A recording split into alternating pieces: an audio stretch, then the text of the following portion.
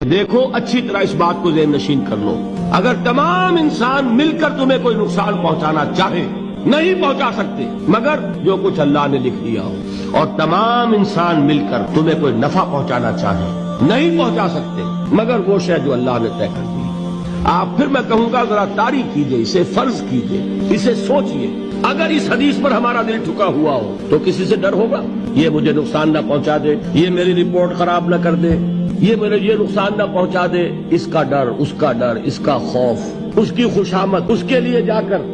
طرح طرح سے اپنی عزت نفس کو ذلیل کروانا اس کے سامنے، یہ سب کچھ کیوں کرتا ہے انسان؟ جب سمجھتا ہے کہ اس کے ہاتھ میں میرا کوئی نفع ہے، اس کے ہاتھ میں میرے لیے کوئی ضرر ہے، یہ مجھے کوئی غضب پہنچا سکتا ہے،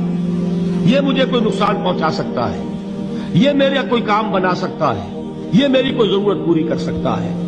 اسی کا نام شرک ہے۔